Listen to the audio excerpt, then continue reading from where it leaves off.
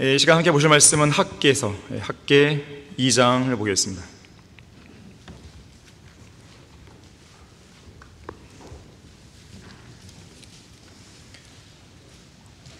학개 2장 1절에서 5절까지 말씀을 보도록 하겠습니다.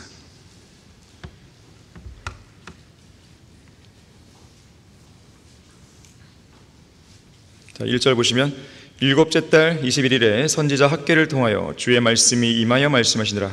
이제 스알티엘의 아들 유다 총독 스룹바벨과 여호사닥의 아들 대제사장 여호수아와 백성의 잔류자에게 일러 말하라. 너희 가운데 남아있는 자로서 이 집의 처음 영광을 본 자가 누구냐? 이제 이것이 너희에게 어떻게 보이느냐? 이것을 그것과 비교할 때 너희 눈에 아무것도 아니지 않느냐? 지금 과거의 솔로몬 성전과 비교해 보는 것이죠. 그러나 주가 말하노니 오 스룹바벨아 이제 강건하라. 오 여호사닥의 아들 대제사장 여호수아야 강건하라. 너희 그 땅의 모든 백성아 강건하라. 그리고 일하라. 주가 말하노라. 이는 내가 너희와 함께 있음이라. 만군의 주가 말하노라. 너희가 이집트에서 나올 때 내가 너희와 약속한 말에 따라 내 영이 너희 가운데 남아있으니 너희는 두려워 말라. 자, 말씀을 위해 다 같이 기도하시겠습니다. 고마우신 아버지 하나님, 오전에 이어 이 오후에도 예배를 드리시는 특권을 허용해 주셔서 감사드립니다. 아름다운 찬양과 연주를 해주셔도 감사드립니다. 이보다 더 아름다운 교회가 있겠습니까? 이보다 더 하나님을 열심히 찬양하려 하고 열심히 섬기려 하고 진심으로 예수 그리스도의 재림을 기다리는 그런 교회가 있겠습니까? 우리에게는 하나님께서 주신 풍성한 복들이 있습니다. 무엇보다도 우리 손에는 한글 킹제임스가 들려 있습니다. 이 성경이 있기에 우리의 믿음의 실행을 올바르게 가질 수 있는 것이며 우리의 섬김을 올바르게 가질 수가 있는 것입니다. 이 시간 영과 진료 드리는 이 경배 자리에서 우리의 마음의 생각이 다른 곳으로 흩어지지 않도록 해주십시오. 세상으로 방황하지 않게 해주십시오. 하나님 한 분께로 집중하고 하나님의 말씀으로 집중할 수 있도록 도와주십시오. 모든 마귀의 공격부터 보호해 주십시오. 무언가 하나라도 깨닫고 성장할 수 있게 해주십시오. 무언가 하나라도 깨닫고 마음과 생각에 변화를 입게 해주십시오. 주 예수 그리스도 이름으로 기도했습니다. 아멘. 설교 제목은 강건하고 강건하며 또 강건하라. 여기 본문에 3번 나오죠. 강건하고 강건하며 또 강건하라. 당시의 배경을 좀 설명드리면 남왕국 유다의 멸망으로 인해서 70년간의 바빌론 포로 시대가 열렸죠. 그 시대가 끝나고 약 5만 명의 유다 백성들이 총독인 스룹바벨과 대제사장 여호수아의 인도하에 그들의 본토로 귀환했습니다. 약속의 땅으로 귀환한 유대인들에게 주어진 중요한 임무는 성전 재건이었습니다. 성전 재건.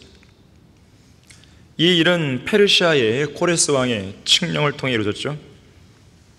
에스라 1장 2절 보니까 페르시아의 코레스 왕이 이같이 말하노라. 하늘의 주 하나님께서 세상의 모든 왕국들을 내게 주시고 내게 명하여 유다 예루살렘에 있는 전을 그를 위하여 건축하라 하셨도다라고 말씀합니다. 바로 이 칙령에 따라 본토로 귀환한 것이고 바로 이 칙령에 따라 귀환한 유다 백성들은 성전 재건을 시작하는 것이죠. 성전의 기초를 놓은 때가 기원전 536년이었습니다. 물론 성전 공사를 방해하는 사람들이 있었죠. 주변 이방 민족들이 방해를 하게 됩니다. 그러면서 공사가 10수년간 지연되기도 합니다. 대략 한 15년, 16년 정도 지연되는 거예요. 하지만 당시에 활동했던 선지자 학개와 스가랴의 예언, 격려, 책망, 꾸짖음 그리고 도전과 촉구를 통해서 성전 공사는 재개됩니다. 오늘 본문 1절을 다시 한번 보겠습니다. 일곱째 달 21일에 선지자 학개를 통하여 주의 말씀이 임하여 말씀하시니라 그랬어요. 자, 일곱째 달 나오죠. 일곱째 달. 재림과 연관된 달입니다. 이스라엘의 절기 중에 재림과 연관된 3가지 절기가 일곱째 달에 들어있는 것이죠. 그래서 일곱째 달 첫째 날은 나팔절이라고 그러고요. 일곱째 달 10일, 10일은 속죄일, 그래요. 속죄일. 1년에 한 번 있는 것이죠.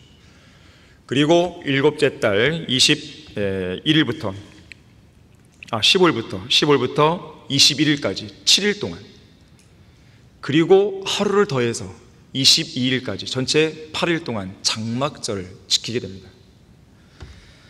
그러니까 오늘 본문 1절에 보게 되면 일곱째 달 21일이라는 것은 장막절 기본 7일의 기간 중에서 그 마지막 날인 것이죠. 그 마지막 날에 선지자 학개를 통하여 주의 말씀이 임한 것입니다.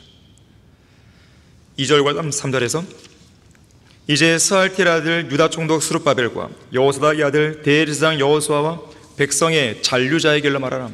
너희 가운데 남아있는 자로서 이 집에 처음 영광을 본 자가 누구냐? 이제 이것이 너희에게 어떻게 보이느냐? 이것을 그것과 비교할 때 너희 눈에 아무것도 아니지 않느냐? 이 집의 처음 영광, 한때 영화롭고 화려했던 솔로몬 성전의 영광을 가리킵니다. 바빌론 포로에서 돌아온 남은 자들 중에, 이 잔류자 중에서 과거 솔로몬 성전의 영광을 봤던 사람들이 일부 있었습니다. 그들의 현재 나이를 보자면 70년간의 바벨론 포로 시대를 감안할 때 최소 80대, 90대 정도가 됐겠죠. 자, 이들이 보기에 현재 자기들이 짓고 있는 성전의 모습, 나중에 이 성전의 이름은 이제 스룹바벨 성전으로 불리게 되는데, 이 성전의 모습은 매우 초라해 보였을 것입니다. 솔로몬 성전에 비해서. 또 그렇게 한없이 초라해 보이는 성전을 계속 짓는 것이 과연 잘하는 일인가? 혹시 부질없는 짓 아닌지, 이런 회의감도 들었을 것입니다. 이들은 그때로부터 16년 전의 상황인 에스라 3장에서도 무너지고 황폐하게 된 성전의 기초가 다시 놓였을 때 무척 기뻐하긴 했어요. 하지만 이전에 영화로웠던 솔로몬 성전과 비교해 볼 때 이미 하나님의 영광은 떠나버린 상태고 그 모습도 너무나 초라해 보여서 가슴이 심히 아파 당시에 큰 소리로 울기도 했었죠. 너무 초라해 보이니까요. 영화로웠던 이 왕국이 이렇게 망해버린 것인가? 영화로웠던 그 성전이 이렇게 폐허가 된 것인가? 그리고 이제서야 성전 기초가 놓여서 기뻤지만, 하지만 너무나도 초라해 보이는 거예요. 심히 울었습니다. 하지만 그래도 그들은 성전을 재건하기 위해 힘을 냈어요. 그러나 주변 이방 민족들의 방해로 공사를 제대로 진척시킬 수 없었던 것이죠. 결국 공사가 중단되는데 에스라 4장 24절에 따르면 페르시아의 다리오 왕의 7위 제2년까지 중단되어 버립니다. 그러던 중에 학개와 스가랴가 활동한 것이죠. 이들의 격려와 도움으로 학개 1장 15절에서 다리오 왕 제2년 6째 달 24일에 성전 공사가 다시 재개되는 거예요. 그리고 오늘 본문 1절에서 7째 달 21일에 주의 말씀이 임할 때까지 대략 한 달 가까이 공사가 진행되어 오는 것이죠. 하지만 여전히 유다 백성들의 마음은요, 회의감이 있었습니다. 낙담과 절망을 쉽게 떨쳐버릴 수 없었습니다. 앞서 얘기했지만 아무리 생각을 해봐도 솔로몬 성전의 영광에 비해 너무나 초라해 보였기 때문에 그런 거예요. 그래서 하나님은 본문 3절에서 물으시죠. 이제 이것이 너에게 어떻게 보이느냐? 이것을 그것과 비교할 때, 솔로몬 성전과 비교할 때 너희 눈에 아무것도 아니지 않느냐? 실제로 본토로 귀환한 유다 백성들은 이렇게 불평하는 것이죠. 현재 우리가 짓고 있는 성전은 솔로몬 성전에 비해서 아무것도 아니지 않은가? 이런 초라한 성전을 지어서 뭐 하겠는가? 과연 이런 부질없는 공사를 계속 할 필요가 있을까? 그때 주님은 말씀하시는 거예요. 절대로 그런 생각을 하면 안 된다. 비록 진행되고 있는 일들이 그렇게 좋아 보이지 않고 주변에 방해도 심하고 회의감과 낙심과 절망이 몰려나더라도 좀 더 힘을 내서 성전 공사를 지속하라. 4절과 5절이죠. 그러나 주가 말하노니 오 스룹바벨아 이제 강건하라. 오 여호사닥의 아들 대제사장 여호수아야 강건하라. 너희 그 땅의 모든 백성아 강건하라. 그리고 일하라. 주가 말하노라. 이는 내가 너희와 함께 있습니다. 만군의 주가 말하노라. 너희가 이집트에서 나올 때 내가 너희와 약속한 말에 따라 내 영이 너희 가운데 남아있으니 두려워 말라. 자, 하나님께서는 지금 낙담하고 절망한 회의감에 빠져있는 유다 백성에게 힘을 북돋워주고 계신 것입니다. 강건하라, 강건하라, 강건하라. 그리고 일하라. 너희는 두려워 말라. 자, 낙담한 자들에게 힘을 북돋워 주시는 하나님. 첫 번째로, 낙담은 하나님의 백성에게는 금지된 마음입니다. 낙담은 금지된 마음이에요. 존 뉴턴은 말하기를 세상에서 낙심하게 하는 요소들이 많이 있지만 우리의 믿음의 사전에는 낙담이란 낙심이라는 단어가 없다 그랬어요. 하지만 낙담은 연약함 가운데서 하나님을 섬기고 있는 우리 모두에게 언제라도 찾아올 수 있습니다. 그만큼 낙담은 천사들보다 조금 낮게 흙으로 지어진 인간의 타고난 본성인 것이죠. 또한 낙담은 사탄이 하나님의 백성을 넘어뜨리기 위해 사용하는 가장 치명적인 무기입니다. 인간이라면 누구나 걸릴 수 있는 보편적인 병이 낙담이에요. 위대한 믿음의 용사라고 해서 낙담하지 않는 게 아닙니다. 사역의 선봉에 서 있는 일꾼도 피곤하고 지칠 때가 있는 것이죠. 신실한 일꾼이라고 해서 낙담하지 않는 것이 아니에요. 모세를 보십시오. 그는 광야에서 하나님의 사역을 신실하게 수행하던 중에 계속되는 백성들의 불평으로 낙담한 적이 있었습니다. 200만 명 이상이 되는 이 양무리들, 이 백성들은 틈만 나면 불평했어요. 틈만 나면 우상숭배했어요. 틈만 나면 죄를 졌어요. 틈만 나면 이집트로 가자고 항변했죠. 틈만 나면 반역을 일삼았습니다. 틈만 나면 하나님을 시험했습니다. 먹을 게 없어. 목마르니까 물 좀 줘. 이젠 만나가 지겨워. 고기는 안 줘? 다시 이집트로 가자. 돌아가자. 이집트가 그립구나. 지겹도록 끊이지 않고 귓가에 앵앵거리는 불평불만의 소리가 모세를 지치게 했습니다. 피로는 누적되었고 스트레스는 최고조에 달했고 사역에 대해서도 이제는 실증이 난 것이죠. 이제는 좀 모든 걸 다 내려놓고 쉬고 싶었습니다. 그래서 모세는 기도했던 거예요. 주께 간구하오니 나를 즉시 죽이소서. 그리하여 나로 하여금 나의 비참함을 보지 않게 하소서. 선지자 엘리야를 보십시오. 그는 믿음의 용사였습니다. 칼멜산에서 바알의 선지자, 아셀의 선지자 850명을 대항해서 홀로 담대하게 싸운 믿음의 용사죠. 역전의 용사죠. 하지만 낙담은 이 불세출의 영웅에게도 찾아옵니다. 엘리야는 그를 죽이겠다고 위협하는 이세벨의 위협에 잔뜩 겁을 집어먹고 광야로 도망가서 자신을 죽여달라고 하나님께 간구했죠. 이것으로 족하오니 오 주여 이제 내 생명을 취하소서. 엘리야의 심정이 전혀 이해가 안 가는 것도 아닙니다. 이러한 일은 우리 일상생활에서 자주 일어나는 일입니다. 너무 엄청난 영적 전쟁을 치르다 보면 지나치게 긴장감이 오죠. 그리고 그 싸움이 끝난 뒤에는 급격하게 긴장이 풀리면서 자기 연민에 쉽게 빠질 수가 있습니다. 그런 상황에서는 잠깐이라도 쉬고 싶은 것이 인지상정인데 그렇게 쉴 틈도 없이 또 다른 막중한 사역이 계속 떨어지거나 극심한 압박 속에서 영적 전쟁을 치러야 할 상황이 계속 이어지다 보게 되면 왠지 그렇게 사는 자기 자신이 비참하게 느껴지는 거예요. 과연 내가 이렇게 살려고 사역한 것인가? 도대체 내가 무슨 부귀영화 누리겠다고 이런 상황까지 감내해야 되는 것인가? 그런 회의감과 절망감이 들기도 하고 좀 더 심하면 우울증에 걸리거나 신경쇠약에 빠질 수 있는 것이죠. 자, 낙담은 누구에게나 옵니다. 낙담은 이처럼 우리의 힘을 약하게 만들어요. 모든 일에 있어서 맥이 빠지게 합니다. 다리가 풀리고 어깨는 축 처지고 무릎은 약해지죠.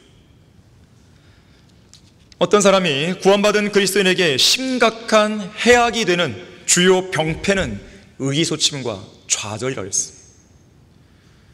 잠언 24장 10절은 말씀합니다. 내가 역경의 날에 낙담하면 내 힘은 미약해진다 그랬습니다. 그래서 찰스 스펄전은 말하죠. 하나님의 걸작인 그리스도인은 고난 중에 절망하지 않고 의연하게 서 있는 사람이 걸렸어요. 스펄전도 종종 우울증에 빠지기도 했었어요. 하지만 하나님의 도우심으로 잘 이겨내죠. 누가복음 18장 1절에서는 예수님께서 말씀하십니다. 낙심하지 말아야 된다. 그런데 앞에 하나의 단서를 달죠. 항상 기도하고 낙심하지 말아야 된다. 이 말씀에 따르면 항상 기도하고 낙심하지 말아야 된다. 이 말씀에 따르면 낙심의 반대말은 기도가 된 것이죠. 기도의 반대말은 낙심이에요. 어떤 성도가 낙심할 만한 상황에 직면했다면 그것은 반드시 기도해야 할 상황이지 절망하거나 포기할 상황이 아니라는 점을 알아야 됩니다. 그래서 저는 하나님의 사역을 수행하다가 낙담하는 마음이 생길 때마다 곧바로 바닥에 무릎을 꿇습니다. 그리고 책상 의자에 손을 모으고 기도를 드립니다. 평안한 마음을 주시라고. 그러면 주님은 평안한 마음을 주시고 말씀으로 위로를 주시고 말씀으로 현재의 상황을 이야기하시고 말씀을 통해 힘을 내게 하시고 그리고 낙담을 일으키는 근본적인 문제거리들을 결과적으로는 해결해 주시는 것을 보게 됩니다. 북아메리카 대륙 서부에 있는 로키 산맥이 있습니다. 로키 산맥에는 마치 무릎을 꿇고 있는 것처럼 사람 모양의 무릎을 꿇고 있는 것처럼 순종하는 자세로 서 있는 오래된 나무 하나가 있어요. 오랜 세월 거센 폭풍우를 견뎌내며 자라온 나무입니다. 그런 만큼 이 나무는 명품 바이올린을 만드는 재료로 쓰인다 그래요. 폭풍우 같은 시련을 이겨낸 나무로 만든 이 바이올린 소리가 매우 곱고 아름다워서 아주 비싼 가격에 팔립니다. 고난과 어려움이 닥칠 때 낙담하고 좌절하는 사람은 그것으로 인생이 끝나버리겠지만 겸손한 기도를 통해 전능하신 하나님 앞에 무릎 꿇는 성도는 하나님이 원하시는 곱고 아름다운 소리를 내는 명품 인생으로 재탄생할 수 있는 것입니다. 자기 생각과 자기 연민에 절대로 빠지지 마십시오. 위험한 것입니다. 그렇게 되면 낙담에서 헤어나올 방법이 없습니다. 오히려 하나님께 간절한 기도를 드림으로써 하나님의 생각과 하나님의 위로와 하나님의 능력과 하나님이 주시는 평안 속에 푹 빠져야 돼요. 낙담하는 성도는 자기 연민에 빠져 좌절하지만 기도하는 성도는 하나님의 능력 안에 거함으로 그 낙담에서 벗어날 수가 있습니다. 어떤 심각한 문제에 봉착했거든 하나님께 기도로 나아가십시오. 물론 하나님은 무조건 우리가 원하는 대로 원하는 방향으로 응답하지는 않습니다. 하지만 분명 무언가를 하시는 거예요. 모든 일이 합력하여 선을 이루게 만드는 무언가를 그 순간 하고 계신 거예요. 우리는 나중에 그걸 알게 되겠지만 그 순간만큼은 뭔가를 하고 계시는 거예요. 여러분 스스로 낙담에서 벗어날 방법을 찾지 마십시오. 오히려 그 방법이 무엇인지를 하나님께 보여달라고 기도하십시오. 하나님께서는 반드시 최고의 방법으로 해결해 주시는 거예요. 나를 부르라. 그리하면 내가 너에게 응답하겠고 뇌가 알지 못하는 크고 능력 있는 일들을 너에게 보이라고 약속하셨어요. 낙담한 자들에게 힘을 북돋우시는 하나님. 두 번째로 하나님은 낙담한 자들을 향해서 강건하라고 명령하십니다. 강건하라고. 하나님은 낙담한 스룹바벨에게 말씀하시는 거예요. 오 스룹바벨아 이제 강건하라. 낙담한 여호수아에게도 말씀하십니다. 오 여호사닥의 아들 대제사장 여호사야 강건하라. 그리고 낙담한 모든 백성에도 말씀하시죠. 그 땅의 모든 백성아 강건하라. 이 시간 이 예배에 참석한 성도 중에 낙담에 있을지 모를 그 성도를 향해서도 말씀하시는 것이죠. 오 아무개 성도여 강건하라. 이 강건하라는 명령은 여호수아 1장에서 눈의 아들 여호수아에게 하나님께서 3번에 걸쳐 반복적으로 강조하신 명령이기도 합니다. 특히 여호수아 1장 9절에서 내가 네게 명령하지 아니하느냐? 강건하고 담대하라. 명령이에요. 강건하고 담대하는 건 명령입니다. 무서워 말고 낙심치 말라. 무섭지 않은 마음이 들 때까지 기다려라. 그렇게 안 했어요. 낙심하지 않는 마음이 들 때까지 기다려라. 그렇게 안 했어요. 강건하고 싶은 마음이 들 때까지 기다려라. 그렇게 안 했어요. 명령입니다. 지금 강건해라. 담대하라. 무서 말라. 낙담하지 말라.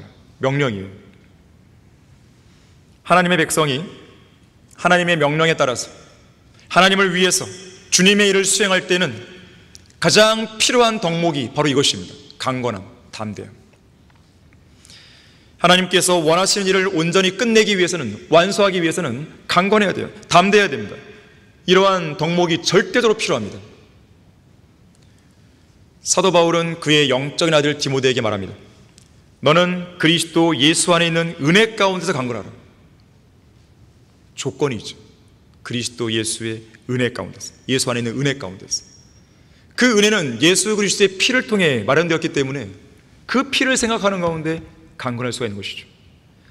에베소서 6장 10절에서는 주 안에서와 그의 힘의 능력 안에서 강건하라 했어요. 그래도 구약시대보다 나은 거 아니에요? 구약시대는 강건하라. 그래도 이따 보겠지만 주님이 함께 하시기 때문에 강건한 내용이 나오는 거예요.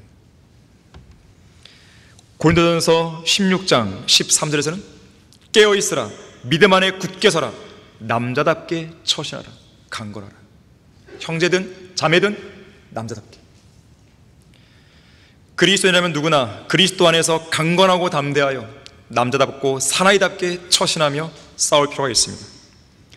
러크마 목사님 집의 한쪽 벽에는 벽걸이 하나가 걸려 있었다고 그래요. 어떤 죄수가 구원받은 죄수가 목사님을 위해 만들어준 이 나무를 태워서 만든 벽걸이에요. 그 벽걸이에는 사무엘하 10장 12절의 말씀이 기록되어 있다고 그러죠. 이 구절은 러크마 목사님이 사역을 수행할 때 큰 용기를 주었다고 그래요. 이것은 다윗의 군대대장 요압이 했던 말입니다. 요압은 전장에서 이렇게 말하죠. 담대하라. 그리고 우리가 우리 백성과 우리 하나님의 성읍들을 위하여 남자답게 싸우자. 주께서 좋게 여기시는 대로 행하시리라. 여러분 자신을 위해서, 여러분 가정을 위해서, 여러분의 교회를 위해서, 여러분의 나라를 위해서 남답게 싸우는 것이죠. 강건하게 싸우는 것이죠. 우리가 종종 강건하지 못하고 낙담하는 모습을 보이는 가장 큰 이유가 무엇입니까? 두렵기 때문에, 무섭기 때문에. 그래서 오늘 본문 마지막에도 너희는 두려워 말라라고 말씀하신 거죠. 두려움이 우리를 낙담하게 만드는 거예요. 우리를 강건하지 못하게 만드는 거예요. 이 두려움이 우리를 위축시키는 것이죠. 자, 그러나 여러분 기억할 게 있습니다. 다 같이 이사야 8장 11절입니다. 여러분에게 두려움이 몰려올 때 이사야 8장 11절에서 13절 말씀을 기억하십시오.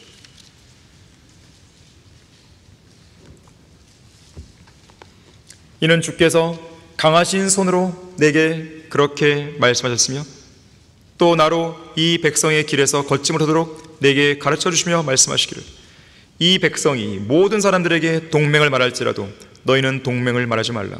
너희는 그들의 두려워하는 것을 두려워 말며 무서워 말라 하셨습니다.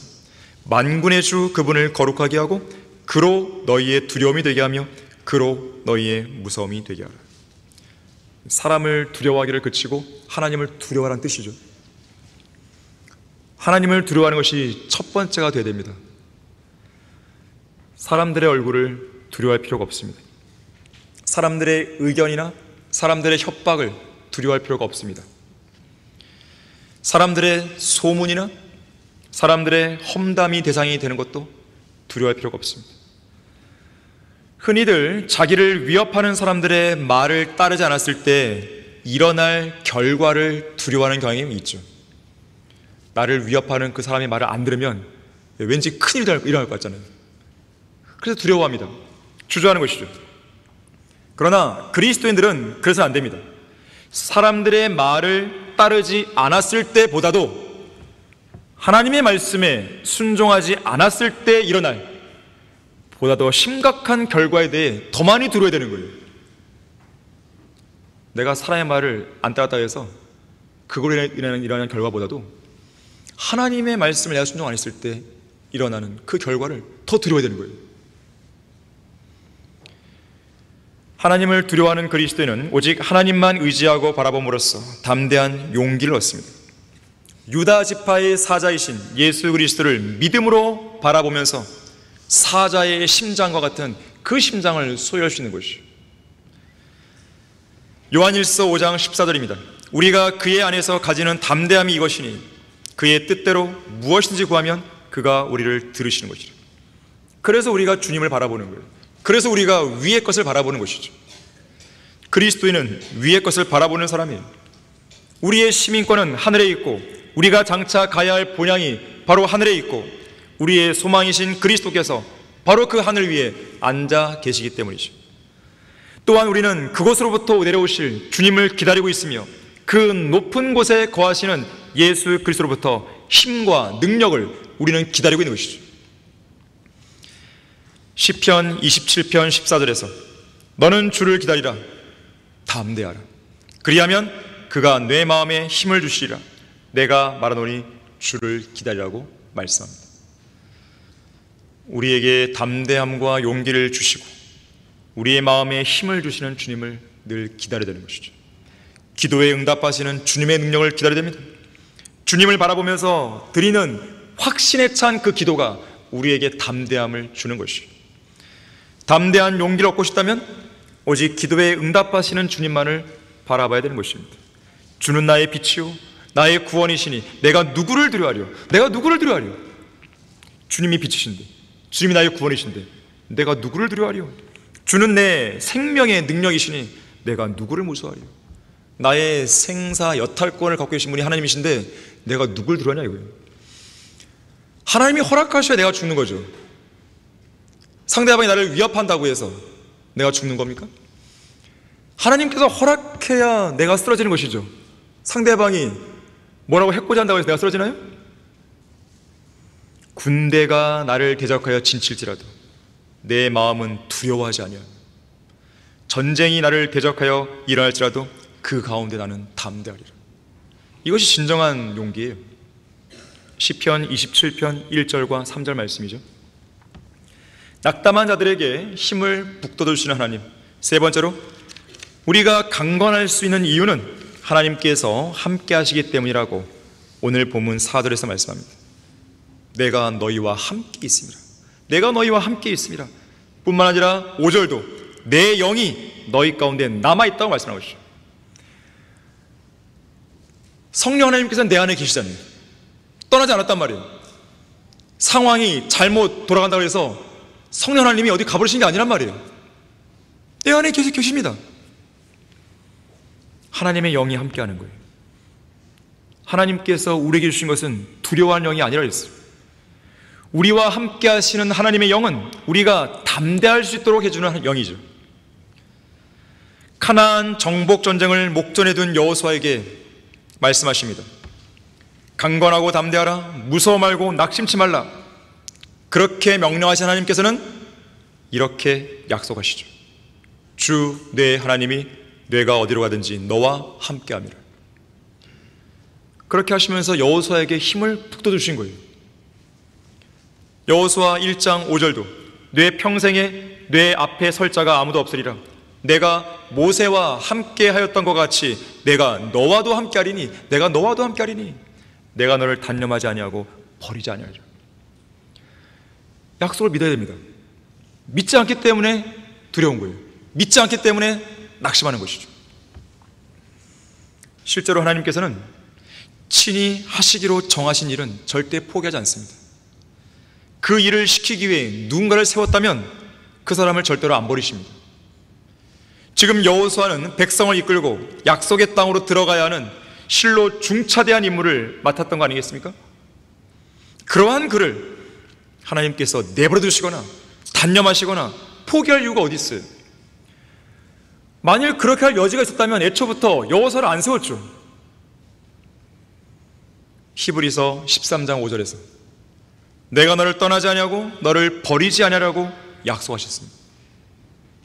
시편 9편 10절도 주의 이름을 아는 자들은 주를 의지하리니 이는 주여 주께서 주를 찾는 자들을 버리지 않으셨음이니이다.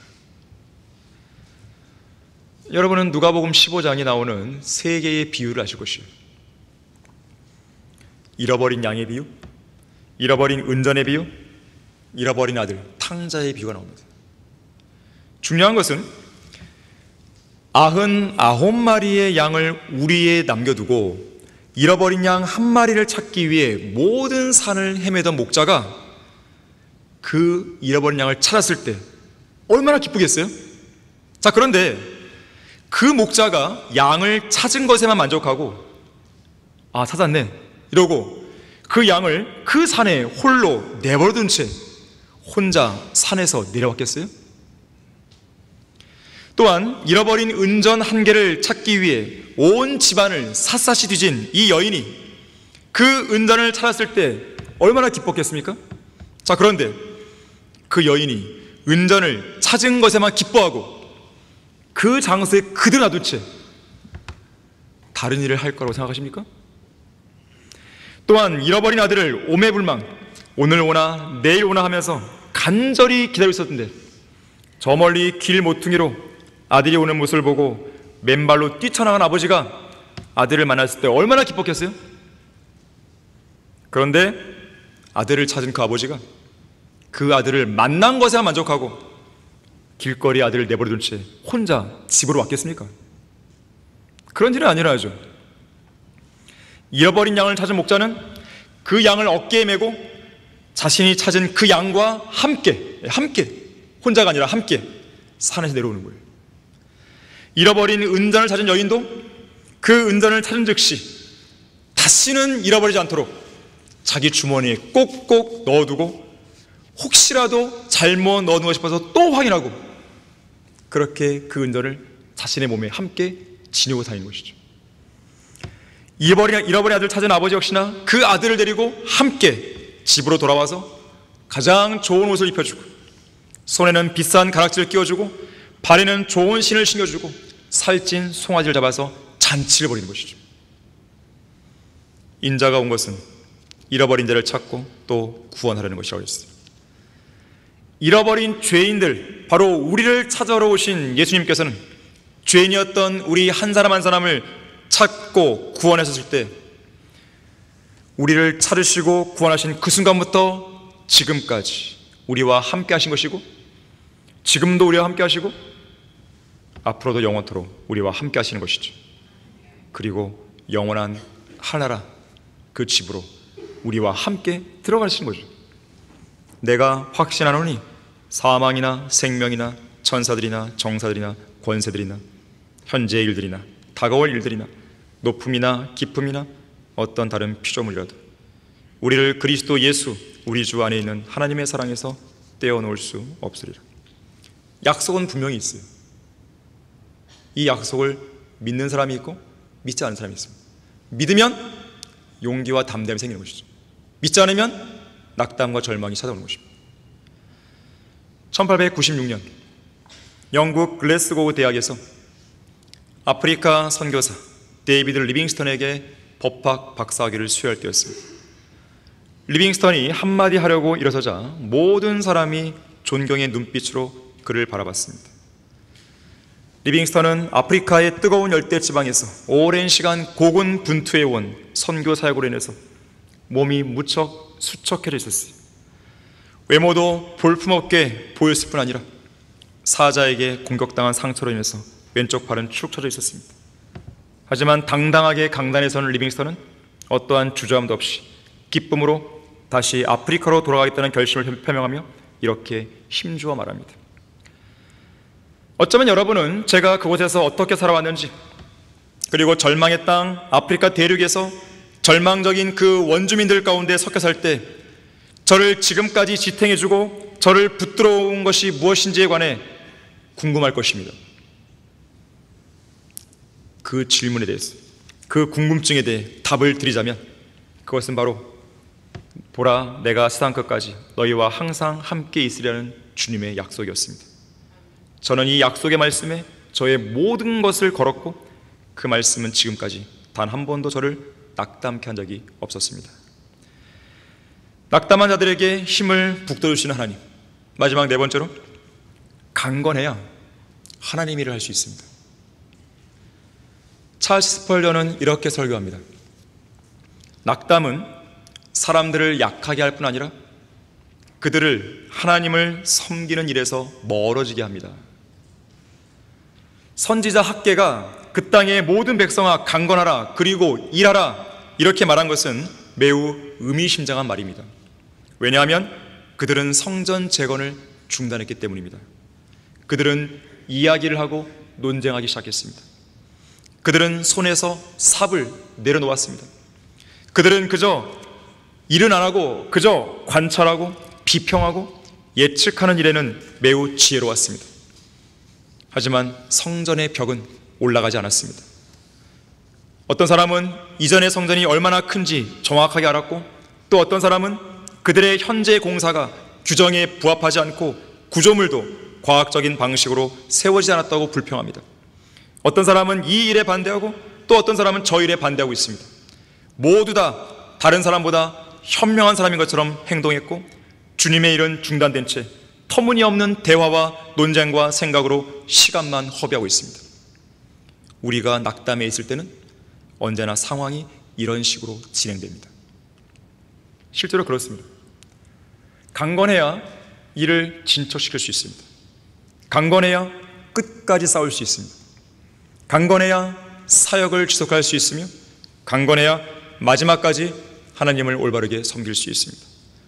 강건해야 담대할 수 있고, 강건해야 끝까지 용기를 낼 수 있으며, 강건해야 자기 자신은 물론 가족과 교회를 지켜낼 수 있는 것이죠. 반대로 강건하지 못하면 자기에게 맡겨진 사역과 임무를 완수할 수 없습니다. 한 사례를 우리가 볼 텐데, 여호수아입니다. 여호수아 1장 6절을 보십시오.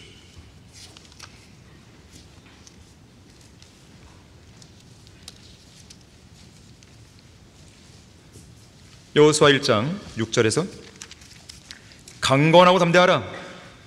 자, 강건하고 담대해야 되는 이유가 나와요. 이는 내가 이 백성에게 주기로 내 조상들에게 약속한 그 땅을 내가 그들에게 유업으로 나눠줄 것입니다. 당시 여호수아에게 주어진 임무가 무엇입니까? 이스라엘 백성을 데리고 약속의 땅으로 들어가서 그 땅을 차지하는 것이죠. 그리고 그렇게 차지한 땅을 백성들에게 유업으로 나누어주는 일이었습니다. 이걸 위해서 담대하라는 거예요. 이걸 위해서 강건하라는 것입니다. 이 일을 하기 위해서 강건하라는 거예요. 거기 앞에 2절부터 4절을 보십시오. 내 종 모세가 죽었으니 이제 너와 이 모든 백성은 일어나 이 요단을 건너 내가 그들 즉 이스라엘 자손에게 주는 그 땅으로 가라. 내가 모세에게 말한 대로 너희의 발바닥으로 밟을 모든 곳은 내가 너희에게 준 것이라. 광야와 이 레바논에서부터 큰 강 유프라tes 강에 이르는 히딘의 온 땅과 해지는 편 큰 바다에 이르기까지 지중해를 말하는 것이죠. 너희의 지경이 되리라. 분명히 여기 3절에서는 주님께서 이스라엘 백성에게 약속하신 것이요, 그들이 발바닥으로 밟게 될 모든 지역을 주겠다고 했어요. 뒷짐이나 지고 태평하게 앉아서 방관만 하거나 구경만 해가지고서는 그 땅을 절대로 얻을 수 없다는 것이죠. 그 땅을 찾아러 갑시다. 입으로 고래고래 구호만 외쳐든다고 해서 얻을 수 있는 것이 아닙니다. 이것을 하기 위해서는 자신의 두 발로 자리를 박차고 일어나는 것이죠. 일어나서 주님이 약속하신 그 땅을 자신의 두 발바닥으로 한 걸음 한 걸음씩 실제로 밟아 나가야 되는 것이죠. 만일에 밟아 나갈 때 저 앞에서 적들이 밀려온다고 했을 때 강건하고 담대해야 돼요. 안 그러면 그 일을 완수할 수 없습니다. 뒤로 물러나면 안 되는 것이죠. 강하고 담대하게 그들과 맞서 싸워 이겨야 됩니다. 어떤 장애물도 용감하게 극복해야 돼요. 오히려 적들을 강하게 밀어붙여야 됩니다. 그들을 제압해야 됩니다. 길이 없습니까? 길을 만들어서 전진해야 됩니다. 잠시 휴식을 취하기 위해 멈추라는 명령이나 철수하라는 명령이 떨어지지 않는 한 임무를 맡은 하나님의 일꾼들과 군사들은 마땅히 발바닥으로 밟아나가는 임무를 멈추면 안 되는 것이죠. 때로는 정면 돌파하는 것도 불사해야 됩니다. 우리가 이성호 목사님부터 배운 것이 바로 그것이었어요. 목사님은 하나님의 사역을 수행하다가 어떤 문제가 발생하거나 마귀의 세력들이 준동하고 방해할 때 절대로 양보 안 했습니다. 타협 안 했습니다. 물러서지 않았습니다. 적들과 싸우기 위해서라면 적진을 향해 정면 돌파하는 것도 서슴지 않았습니다. 강건하고 담대한 마음으로 용감히 적들을 뚫고 거침없이 돌파하신 것이죠. 그것이 어떻게 가능했을까요? 목사님의 손에는 한글 킹제임스 성경이 들려 있었던 것이죠. 또한 목사님은 하나님의 말씀을 있는 그대로 믿고 있는 그대로 따르고 있는 그대로 사랑하는 주님의 신실한 종이었기 때문에 그렇습니다. 주의 법을 사랑하는 자들에게는 큰 평안이 있으니 그들에게 거칠 것이 아무것도 없다 그랬습니다. 하나님의 말씀을 있는 그대로 사랑하고 있는 그대로 믿고 지키는 성도는 침몰하지 않습니다. 파손하지 않습니다. 그리고 자기에게 맡겨진 임무를 완수하는 것이죠. 노년에도 전장을 거침없이 누볐던 믿음의 용사 칼렙을 보십시오. 그는 하나님께서 그에게 주겠다고 약속하신 그 산을 차지하기 위해서 길목을 가로막고 버티고 서 있는 거인족들, 즉 아낙인들을 담대하게 정면 돌파했습니다. 피하지 않았어요. 하나님을 온전히 신뢰했던 다윗을 보십시오. 필리스티안들과의 전쟁을 승리로 장식하기 위해서 당대 최고의 투사였던 골리앗을 정면 돌파했습니다. 자신의 달려갈 길을 온전히 마쳤던 바울을 보십시오. 은혜의 복음을 통해 죄인들을 주님께로 이겨오고 그에게 맡겨진 사명을 온전히 완수하기 위해서 그 사역을 방해했던 대적들을 정면을 돌파했습니다. 오늘날에는 그 어느 때보다도 거인들은 우리의 밥이라고 담대하게 외쳤던 여호수아와 칼렙의 강한 용기가 절실히 필요한 시대예요.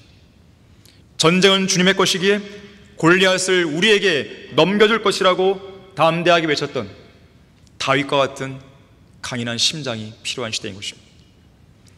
우리 교회에 주어진 임무와 사명은 아직 끝나지 않았습니다. 여전히 한글 킹제임스 성경이 있다는 것조차 모르는 사람들이 너무나 많습니다. 여전히 성경 침례교회가 어떤 교회인지, 참된 신약지역교회가 어떤 교회인지조차 모르는 사람들이 이 땅에는 부지기수 널려 있습니다. 우리 교회에 거의 매주마다 방문 곁에 있는 거 보십시오. 누군가는 진리에 눈을 뜨고 있는 거예요. 여전히 모르는 사람도 남아있다는 것이죠. 아직도 한글 킹제임스 성경은 이 나라 이 민족의 최종 권위로 정착되지 못했습니다. 복음과 진리의 지식이 이 나라 구석구석까지 확산되기 위해서는 여전히 갈 길이 멉니다. 지옥을 향해 돌진하는 수많은 죄인의 고통 소리가 아직도 우리의 귓가에 쟁쟁합니다.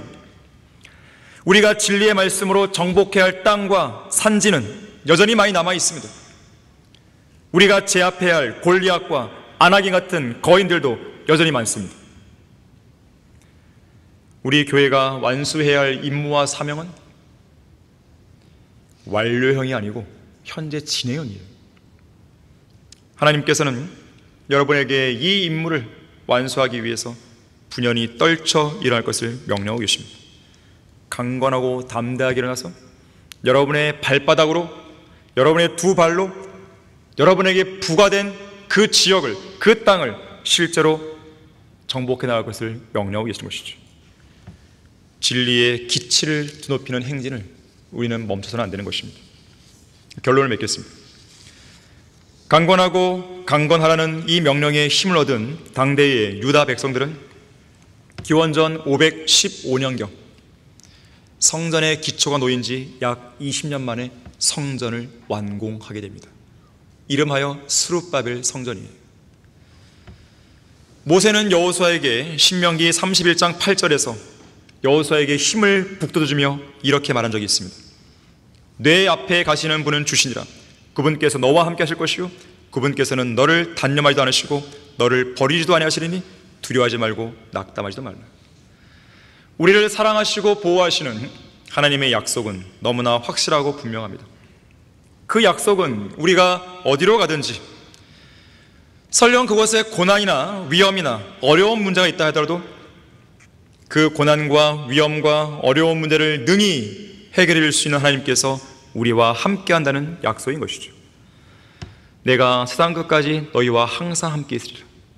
이렇게 말씀하신 예수님의 약속은 오늘날 이 시간 현재 낙담에 빠진 성도들을 위한 확실한 약속입니다.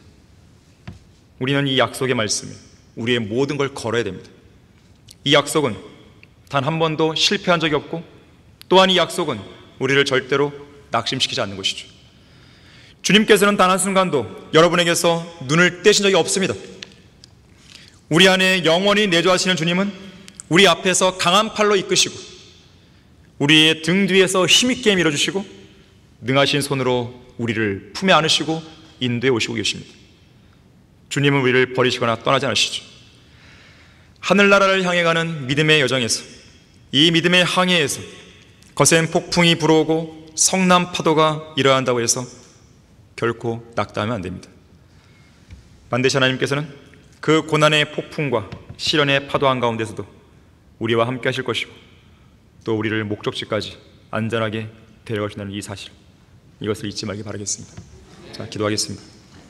고마우신 아버지 하나님, 항상 우리와 동행해 주시고 말씀과 기도 가운데 우리를 일깨워 주시고 우리를 자상하게 인도해 주셔서 감사드립니다.